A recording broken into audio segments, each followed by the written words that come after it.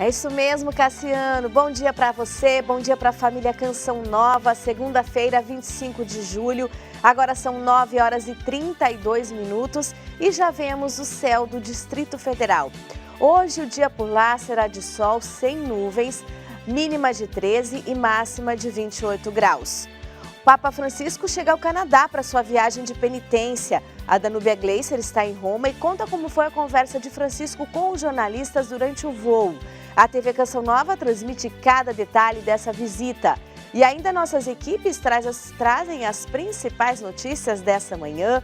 Hoje é dia de São Cristóvão, vamos acompanhar a movimentação em uma paróquia dedicada a esse santo aqui na capital. Tem ainda um alerta sobre o tempo que passamos na internet. Vamos juntos até às 10 da manhã, mas antes tem um breve intervalo. Veja aí como fica o tempo em Maceió. Por lá, dia de sol com muitas nuvens, períodos nublados e com chuva a qualquer hora. A mínima é de 20 e a máxima 27 graus.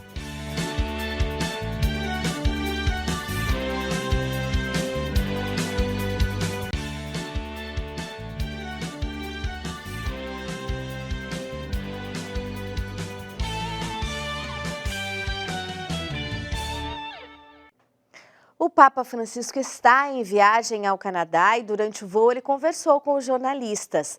As informações com a nossa correspondente agora em Roma, Danúbia Gleiser.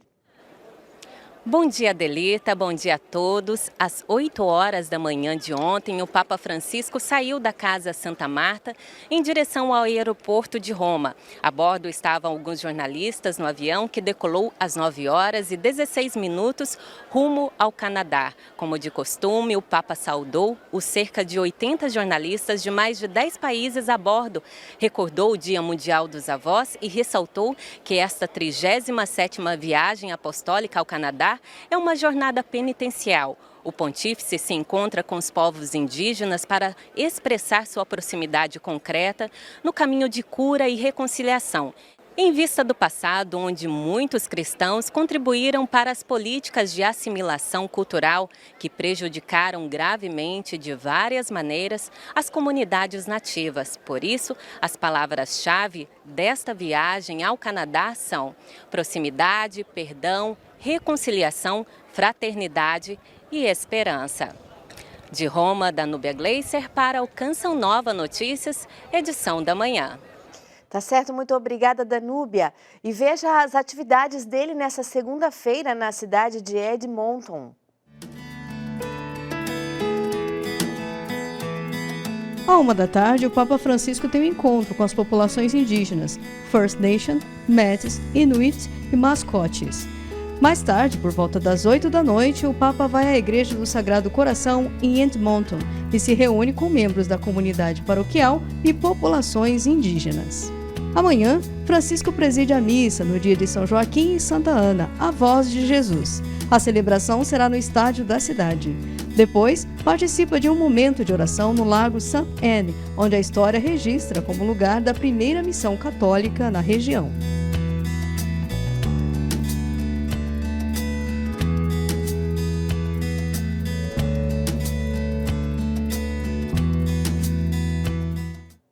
A viagem segue até o dia 30 e você acompanha cada detalhe aqui no Sistema Canção Nova de Comunicação. Hoje é o dia de São Cristóvão, o padroeiro dos motoristas. O padre Eudilnei Carneiro nos conta a história de conversão desse santo.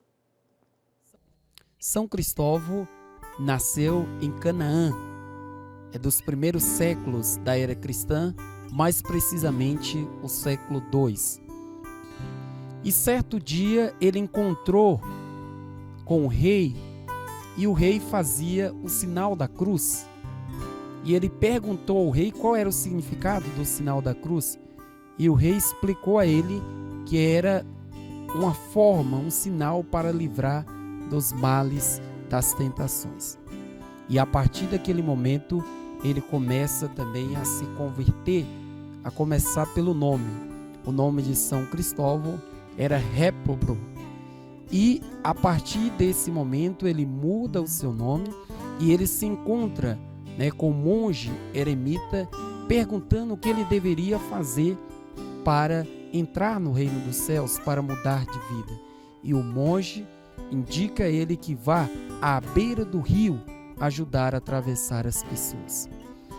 Enquanto ele atravessava essas pessoas, o próprio menino Jesus apareceu também.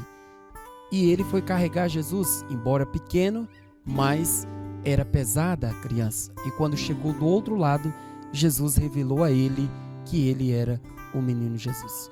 Por isso, nas imagens de São Cristóvão, está ele carregando o menino Jesus nos ombros. E ele é padroeiro, patrono, protetor dos motoristas, aqueles também que carregam, aqueles que levam, que portam as pessoas. São Cristóvão, rogai por nós.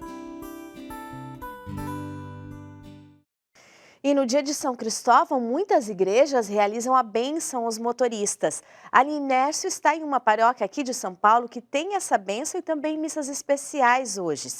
Pois é, agora a gente vai falar ao vivo então. Bom dia, Aline. Qual que é a programação para esse dia de São Cristóvão, então? Bom dia, Adelita, e a todos que acompanham Canção Nova Notícias. Olha, por aqui está forte a movimentação de motoristas, né, vindo receber a bênção nos carros, ônibus, motos. E a gente vai entender um pouquinho mais de como que essa programação aqui da paróquia São Cristóvão, que fica na Luz, com o cônego José Arnaldo Juliano, que é pároco aqui. Bom dia, cônego. Bom dia, Aline, tudo bem? Qual que é a importância desses motoristas receberem essa bênção aqui? Nossa, é grande a importância, né? São Cristóvão, padroeiro de todos os motoristas, de carros, ônibus, trem, tudo que é veículo. A importância, em primeiro lugar, é que eles vêm buscar a bênção de Deus, né? E esse é o grande sinal de fé, para que realmente Deus esteja no coração de cada um. E, olha, tem táxis, ônibus, né? E a bondade do Senhor, a bondade do próprio São Cristóvão, né? Que transporta com generosidade e com o coração de Cristo. É como eu dizia, a humanização do transporte, seja ele qual for, o familiar, né? O público, e assim, humanizando.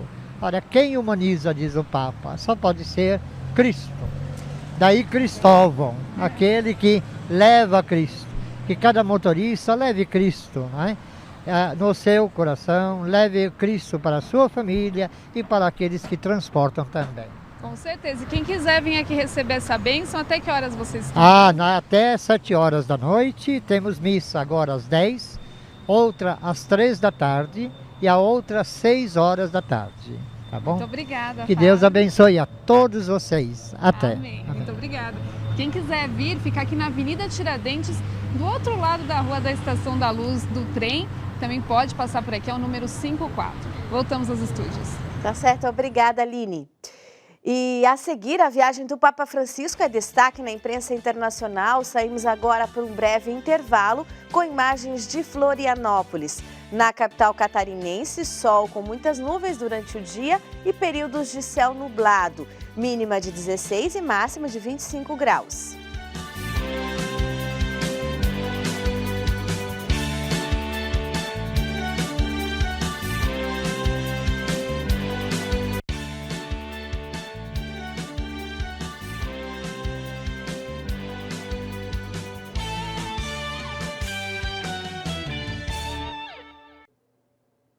Olá, Canção Nova Notícias, edição da manhã está de volta e agora vamos falar das inscrições para quem deseja concorrer a uma bolsa de estudos do ProUni.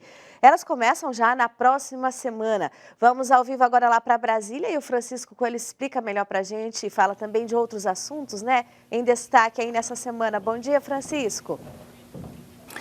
Isso mesmo, as inscrições para o ProUni começam no dia 1º de agosto e vão até o dia 4.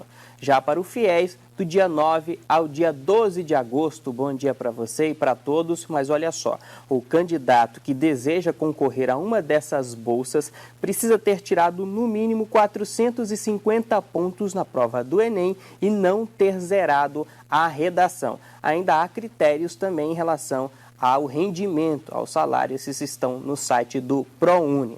As vagas ainda serão divulgadas, o número de vagas vai ser publicado em edital em breve. E começa amanhã a emissão da nova identidade lá no Rio Grande do Sul. O novo RG vai utilizar o CPF como código de identificação. Também, ao longo da semana, outros estados vão passar a emitir o novo RG. É o estado do Acre, Goiás, Distrito Federal, Minas Gerais e Paraná. Para fazer esse novo RG, o Ministério da Economia informou que será necessário estar com todos os dados do cadastro do CPF atualizados. Quem não estiver com esses dados atualizados não vai conseguir fazer a emissão do novo RG. E uma última notícia, um decreto publicado no Diário Oficial da União adia o cumprimento das metas ambientais por parte das distribuidoras de combustível. Agora, essas empresas têm até março do ano que vem para se adaptarem. De acordo com o governo federal, esse adiamento vai permitir uma redução de cerca de 10 centavos no preço do óleo diesel. Eu volto com você nos estúdios em São Paulo. Uma ótima semana para todos. Obrigada, Francisco, para você também. E a viagem do Papa ao Canadá é um dos destaques internacionais dessa segunda-feira. O jornal italiano Avvenire destaca a viagem do Papa Francisco ao Canadá. No centro da programação do Santo Padre estão os encontros com os indígenas em uma jornada de reconciliação. Já o americano The New York Times destaca a votação da semana que vem, em que os eleitores do Kansas vão decidir se os legisladores proíbam ou restringam ainda mais o aborto. Em 17 estados americanos, o procedimento já foi proibido. O espanhol The Guardian recorda os 152 dias de guerra na Ucrânia e destaca o retorno do futebol naquele país. Apesar da deterioração acentuada da situação de segurança, o campeonato local será retomado em 23 de agosto. E aqui no Brasil, o Nordeste continua com bastante chuva. Já o Centro-Oeste, a seca. Veja como fica o tempo. No sul, a chuva e o tempo nublado seguem em parte do Rio Grande do Sul. As pancadas de chuva são mais fortes durante a manhã e podem vir acompanhadas de trovoadas no extremo sul. Nas demais áreas da região, sol e tempo firme. No sudeste, a massa de ar seco e quente ganha força no interior. No sul e leste de São Paulo, algumas nuvens passam ao longo do dia, mas o sol predomina e não chove. Somente no norte do Espírito Santo pode chover. No centro-oeste, o sol predomina, há pouca variação de nuvens e o calor é destaque. A umidade relativa do ar segue baixa em toda a região, mas principalmente em Goiás. As temperaturas ficam elevadas nas 3 capitais e no Distrito Federal. No norte, há ausência de chuva desde o sul do Amazonas até Tocantins, mas há previsões de pancadas isoladas pelo Acre e condições de trovoadas no norte do Amazonas, Pará, Amapá e Roraima. O Nordeste ainda tem condições para chuva no norte do Maranhão, litoral do Piauí e do Ceará, mas sem grandes alertas. Na faixa leste do Nordeste, as instabilidades seguem atuando e a chuva ganha força em Sergipe, Alagoas e litoral da Bahia. As demais áreas seguem com tempo firme. E a seguir um alerta. Você já parou para pensar quanto tempo passa na internet? Seguimos agora para o intervalo com imagens da capital paulista. A semana por aqui começou com sol e sem chuva. Hoje a máxima prevista é de 28 graus.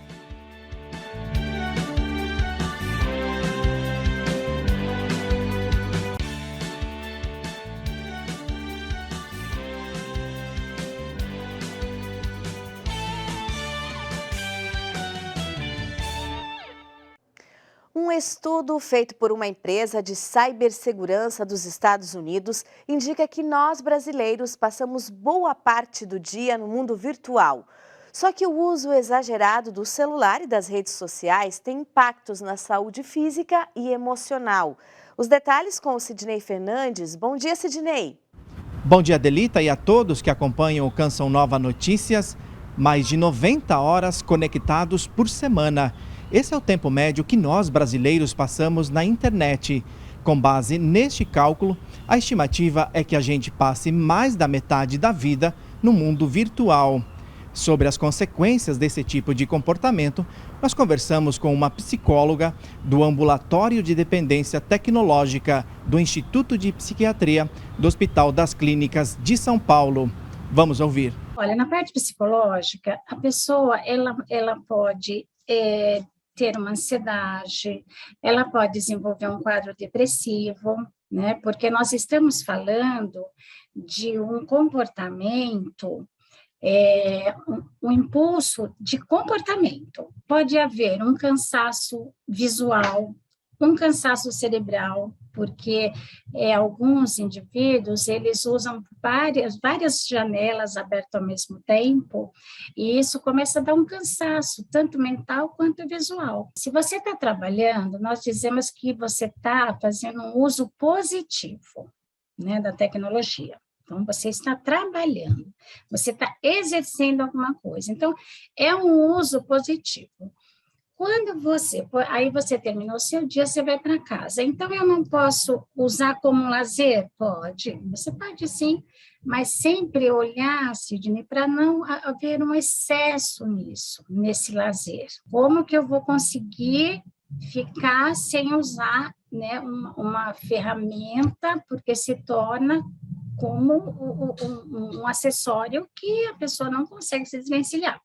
Mas se a pessoa se programar para fazer um detox, ter consciência disso, ela só vai se beneficiar. É um bom começo para que a pessoa sinta que é possível, sim, ela usar a tecnologia de forma saudável, né? Que ela tem essa ferramenta, mas que pode usar a favor dela. No interior de São Paulo, domingo foi dia de cavalgada e o melhor, um passeio que também ajuda na manutenção da Fazenda da Esperança. Após 2 anos sem esse encontro com a natureza, a cavalgada voltou para a alegria deles e de quem será beneficiado. O desejo de criar uma cavalgada da Fazenda Esperança, na qual levasse para esse grupo que não precisa ter a cerveja, não precisa ter a droga para fazer um belo passeio e passar um dia diferente, né? Primeiramente, é uma alegria poder compartilhar esse momento. Depois também é muito importante para a divulgação do nosso carisma, porque é a apresentação do carisma da esperança para outras pessoas, outros grupos que não conhecem e que de alguma forma talvez a gente pode com o nosso carisma contribuir para eles, né, para essas pessoas. E em terceiro lugar, e muito importante, ajuda no nosso caixa, porque nós temos atualmente 80 acolhidas, 80 mulheres em recuperação, 11 crianças, então a demanda de manutenção de gastos é muito grande, então este evento vai estar ajudando também. Entre as belas paisagens, eles iam surgindo, e como numa dança, deixaram o dia mais bonito ainda. Uma cultura que se mantém e que tem ajudado quem precisa. Faz uns 2 dias que a gente está trabalhando, preparando a harmonia da fazenda, toda a comida, com muito carinho.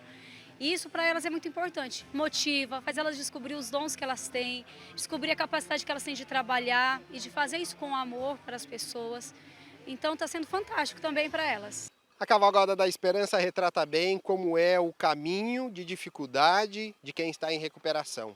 Pedras, poeiras, altos e baixos, é assim que eles continuam cavalgando. Mas aqui também fica a esperança da persistência e da perseverança na fé de um Deus vivo, capaz de nos salvar de toda e qualquer adversidade. É mais importante de tudo que o povo se encontra, se experimenta como irmãos, sem mais, na alegria. Aqui não tem bebida, é uma alegria muito grande e o povo tem que se encontrar. Tenho certeza que Deus abençoe e nos ajuda. Depois, claro, a parte econômica também, quanto estamos na terra é necessário, mas nunca faltou. A generosidade de Deus se manifesta na generosidade do povo. Na chegada, muita festa, alegria e, claro, as bênçãos do Frei Hans. E para encerrar, roda de viola e feijoada. E antes de encerrar, para quem está aqui em São Paulo, tem um convite. Hoje tem Cerco de Jericó com o tema Curados pelo Preciosíssimo Sangue de Jesus. Venha participar na Catedral Nossa Senhora do Líbano a partir das 7h30 da noite. Mais informações no site saopaulo.cançãonova.com. O Canção Nova Notícias, edição da manhã, fica por aqui e a gente encerra hoje com imagens lá de Salvador. Uma ótima semana para você.